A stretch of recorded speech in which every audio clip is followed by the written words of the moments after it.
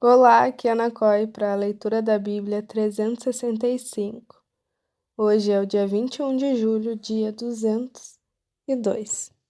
Nossa leitura se divide em 4 partes: Antigo Testamento, Novo Testamento, Salmos e Provérbios.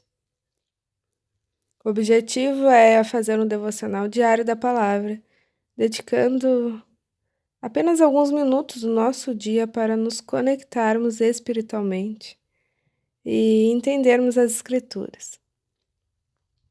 Escolha um local confortável e de preferência silêncio para que possamos desfrutar deste momento em Cristo.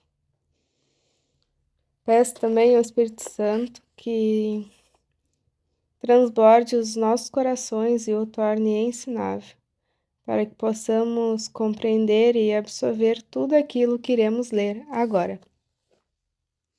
Antigo Testamento, segundo a Crônicas, capítulo 4, versículo 1.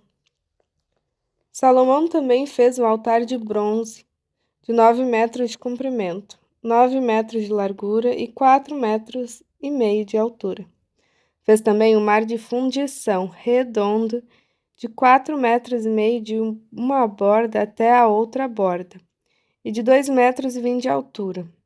E a medida da circunferência correspondia a um fio de 13,5 metros. Por baixo da sua borda, ao redor, havia figuras de touros, 10 a cada meio metro. Estavam em 2 fileiras e foram fundidas quando se fundiu o mar de fundição. O mar de fundição se apoiava sobre 12 touros de bronze. 3 olhavam para o norte, 3 para o oeste, 3 para o sul e 3 para o leste. O mar de fundição se apoiava sobre eles, cujas partes posteriores convergiam para dentro. A grossura das paredes desse mar era de 4 dedos, e a borda, como borda de copo, era como uma flor de lírio. Nele cabiam cerca de 60.000 litros. Também fez 10 pias e pôs 5 à direita e 5 à esquerda. Nelas era lavado tudo que se usava nos holocaustos. O mar de fundição, porém, era para que os sacerdotes se lavassem nele. Fez também 10 candelabros de ouro, segundo havia sido ordenado, e os pôs no templo, 5 à direita e 5 à esquerda. Também fez 10 mesas e a pôs no templo, 5 à direita e 5 à esquerda. Também fez 100 bacias de ouro. Fez mais o pátio dos sacerdotes e o pátio grande, bem como as portas deles, as quais revestiu de bronze, e pôs o mar de fundição ao lado direito para o lado sudeste. Depois Hirão fez as panelas, as pás e as bacias, e assim ele terminou de fazer a obra para o rei Salomão. Para a casa de Deus, as 2 colunas, os 2 capitéis redondos que estavam no alto das 2 colunas, as 2 redes para cobrirem os 2 capitéis redondos que estavam no alto das colunas, as 400 romãs para as 2 redes, isto é, 2 fileiras de romãs para cada rede, para cobrirem os 2 capitéis redondos que estavam no alto das colunas. Fez também os suportes e as pias sobre eles, o mar de fundição com os 12 touros por baixo. Também as panelas, as pás, os garfos e todos os utensílios que Hirão-Abi fez para o rei Salomão, para a casa do Senhor. Eram de bronze purificado. O rei os fez fundir em terra barrenta na planície do Jordão entre Sucote e Zereda. Salomão fez todos esses objetos em grande abundância, não se verificando o peso do seu bronze. Salomão também mandou fazer todos os utensílios do santo lugar de Deus, o altar de ouro e as mesas, sobre as quais estavam os pães da proposição, e os candelabros com as suas lâmpadas de ouro puro, para acenderem diante do Santo dos Santos, conforme havia sido ordenado. As flores, as lâmpadas e as pinças eram do mais fino ouro. Também os apagadores, as bacias, as taças e os incensários eram de ouro finíssimo. Quanto à entrada da casa, as portas de dentro do Santo dos Santos e as portas do santo lugar do templo eram de ouro. Quando Salomão terminou toda a obra que fez para a casa do Senhor, trouxe as coisas que Davi, seu pai, havia dedicado: a prata, o ouro e todos os utensílios. Salomão pôs tudo isso entre os tesouros da casa de Deus. Então Salomão congregou os anciãos de Israel e todos os chefes das tribos, os chefes das famílias dos israelitas, em Jerusalém, para levarem a arca da aliança do Senhor, da cidade de Davi, que é Sião, para o templo. Todos os homens de Israel se congregaram junto ao rei na ocasião da festa, que foi no 7º mês. Quando todos os anciãos de Israel chegaram, os levitas pegaram a arca do Senhor e a levaram para cima, com a tenda do encontro e com os utensílios sagrados que nela havia. Os levitas sacerdotes é que levaram tudo isso para o templo. O rei Salomão e toda a congregação de Israel, que se havia reunido diante dele, estavam todos diante da arca, sacrificando ovelhas e bois, que de tão numerosos não se podiam contar. Os sacerdotes puseram a arca da aliança do Senhor no seu lugar, no santuário mais interior do templo, que é o Santo dos Santos, debaixo das asas dos querubins, pois os querubins estendiam as asas sobre o lugar da arca, e do alto cobriam a arca e os seus cabos. Os cabos sobressaíam tanto que suas pontas eram vistas do santo lugar, diante do Santo dos Santos. Porém, de fora não podiam ser vistos, e ali estão até o dia de hoje. Nada havia na arca a não ser as 2 tábuas que Moisés havia colocado ali em Horebe, quando o Senhor fez aliança com os filhos de Israel ao saírem do Egito. Quando os sacerdotes saíram do santuário, porque todos os sacerdotes que estavam presentes se santificaram sem respeitarem os seus turnos. E quando todos os levitas que eram cantores, isto é, Asaf, Emã, Jedutum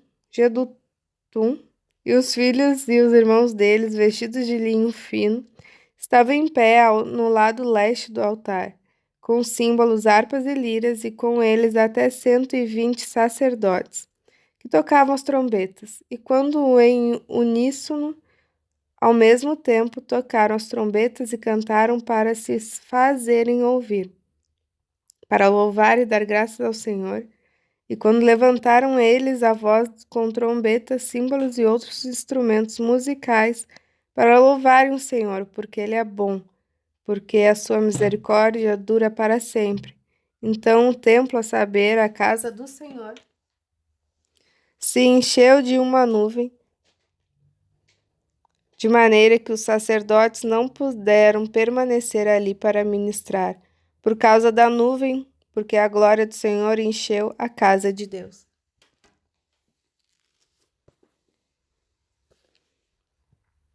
Então Salomão disse: O Senhor declarou que habitaria em trevas espessas. Eu edifiquei uma casa para a tua morada, lugar para a tua eterna habitação. Depois o rei voltou o rosto e abençoou toda a congregação de Israel, que se mantinha toda em pé. Salomão disse: Bendito seja o Senhor, o Deus de Israel, que falou pessoalmente com Davi, meu pai, e pelo seu poder cumpriu o que prometeu, dizendo: Desde o dia em que tirei o meu povo da terra do Egito, não escolhi de cidade alguma de todas as tribos de Israel, para edificar um templo a fim de ali estabelecer o meu nome. Nem escolhi homem algum para chefe do meu povo de Israel, mas escolhi Jerusalém para que ali seja estabelecido o meu nome. E escolhi Davi para governar o meu povo de Israel. Também Davi, meu pai, havia proposto em seu coração edificar um templo ao nome do Senhor, o Deus de Israel. Porém, o Senhor disse a Davi, meu pai: Você fez bem quando resolveu em seu coração edificar um templo em meu nome, ao meu nome. Todavia, não será você quem edificará esse templo, o seu filho que descenderá de você. Ele o edificará ao meu nome. Assim o Senhor cumpriu a palavra que tinha dito, pois me levantei em lugar de Davi, meu pai, e me assentei no trono de Israel, como o Senhor havia prometido, e edifiquei o templo ao nome do Senhor, o Deus de Israel. Nele pus a arca em que estão as tábuas da aliança que o Senhor fez com os filhos de Israel. Novo Testamento, Romanos, capítulo 7, versículo 1. Ou vocês não sabem, irmãos, pois falo aos que conhecem a lei, que a lei tem domínio sobre uma pessoa apenas quando ela está viva? Por exemplo, a mulher casada está ligada pela lei a seu marido, enquanto ele vive. Mas se o marido morrer, ela ficará livre da lei conjugal, de modo que será considerada adúltera se, enquanto o marido estiver vivo, ela se unir com outro homem.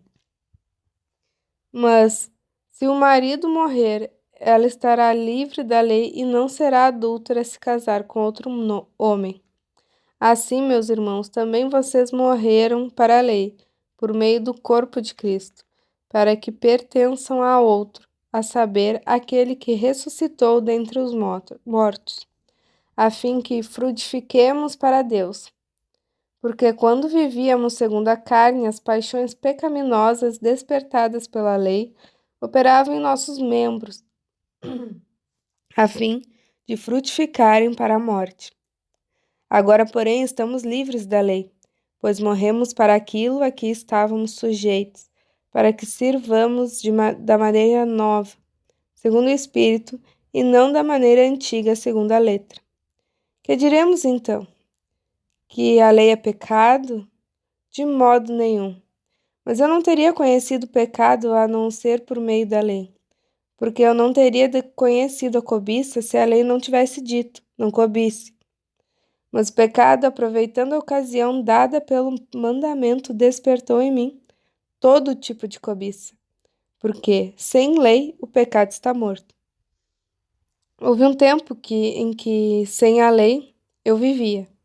Mas quando veio o mandamento, o pecado reviveu e eu morri. E verifiquei que o mandamento que me havia sido dado para a vida, esse se tornou mandamento para a morte, porque o pecado, aproveitando a ocasião dada pelo mandamento, me enganou e, por meio do mandamento, me matou. Assim, a lei é santa e o mandamento é santo, justo e bom.